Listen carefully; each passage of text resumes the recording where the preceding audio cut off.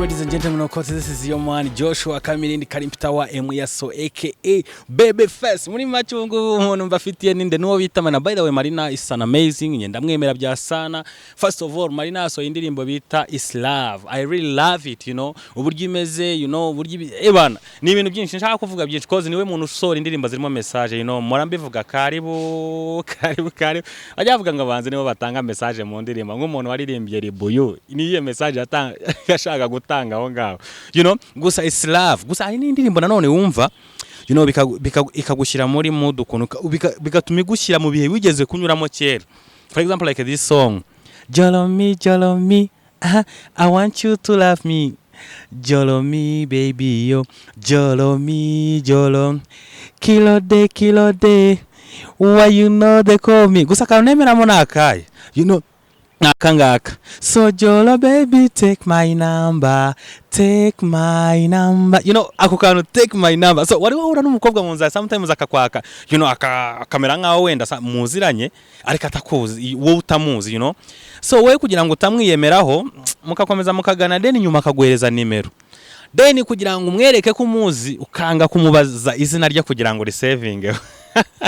Nje byambaye, you know, umukobwa ameza nimero nanjye mwerezange izina ryanjye yarariza abasevinzeho, nje sinigeze nsevingaho izina rye kuko nago nashaka kuri mubaza atagira ngo nago muzi. So icyo nakoze ni iki, bitewe n'ahantu twahuriye mu migina, nahise nshyiraho location nandikaho imigina, haba haje undi na sevinzemo wundi, nyita nongeraho indaya mu migina.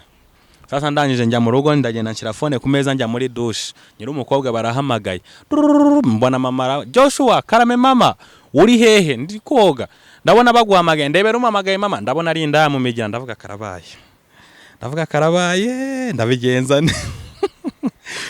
mama ndamubwira mumukupye ndaje, ariko umutwe uvuga yebana bari ikingegera tu. Umukobwa barongera aramaga, Joshua ndabona inda yongeye gama, atavuga noneho kabaye barandangije neza. Abwira mama urabizi mukupe nanone ndaje, umutwe ndi kwishima. Nyiri umukobwa arangije yohereza message, numva mama arongera aramaga, Joshua yohereze message yinsomere mama. Mama aratangiye arasoma, Joshua ndi hano ku irembo ngwini wanyu nyingwe. Joshua ino ndayirara mukigeze hano mu gipango ndaye kubita umwuko. Gusa you know ni ibintu bibaho, reka wenda tubyiregagiza. Gusa ikintu naje kumenya kimwe, burya kugira ngo umenye umukobwa ukuze n'umukobwa utakuze, hari igihe uyobera ku mama mutabazi ubamenyera kuri nimero. Nujya gutereta umukobwa utazi ko ari umumama akakubwira ukamwaka nomero, can I have your number, akahita akubwira 078830, menya ko uwo mukobwa yatangiranye na MTN yebana uri murateta rine gahongayire. Ariko nugenda ugakora akakubwira hani can I have your number, akahita akubwira 078850, menya ko agakobwa kakiri gato, menya kuri Keti Bashabi.